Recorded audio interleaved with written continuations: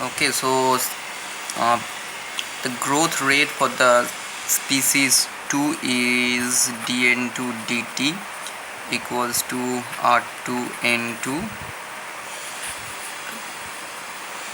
k2, which is the carrying capacity for species 2, minus n2, the number of the individual of species 2, and beta 2 n1. So beta is the competition coefficient that refers to the effect of individual of species 1 on the growth rate of species 2 divided by k2. So this equation represents the growth rate of species 2 in the presence of the species 1, which also exploit the same resources as that of the species 1. Okay, so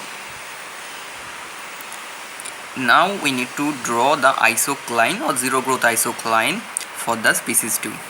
Similarly, the x-axis represents n1 and y-axis is denoted by n2. Okay, so now we are going to put dn dt equals to 0. Therefore, k2 minus n2 minus beta n1 equals to 0, or n2 equals to k2 minus beta n1.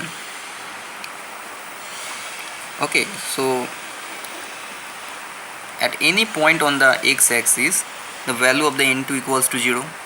So if we put n2 equals to 0, then we will be getting n1 beta equals to k2, or n1 equals to k2 by beta. So the maximum value of the n is k2 by beta. Okay, so at any point on the y-axis, the value of n1 is 0. So if we put the n1 equals to 0, I will be getting n2 equals to k2. So the maximum value of the n2 can be k2. So connecting these two dots gives me my zero growth isocline. So at any point on this line, the growth rate for the species 1, that is dn2 dt, equals to 0. Similarly, if we are above the isocline of the species 2, that means the species 2 has crossed its carrying capacity. Okay, so the species 2 population will decrease, and this is represented by drawing arrows like this. Okay, so these vertical arrows indicate that the species 2 population is decreasing. This is the carrying capacity of the species 2. So the species 2 population can reach maximally up to this k2. Okay, so these arrows are representing that the species 2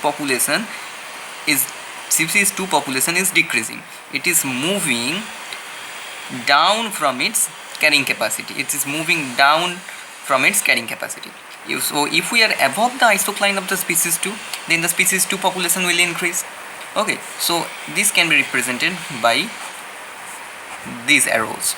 So these arrows are indicating that the species 2 population will increase towards its carrying capacity, that is the k2, when the species 2 has not yet reached, or when the species 2 do not approach its carrying capacity. Species 2 does not approach its carrying capacity.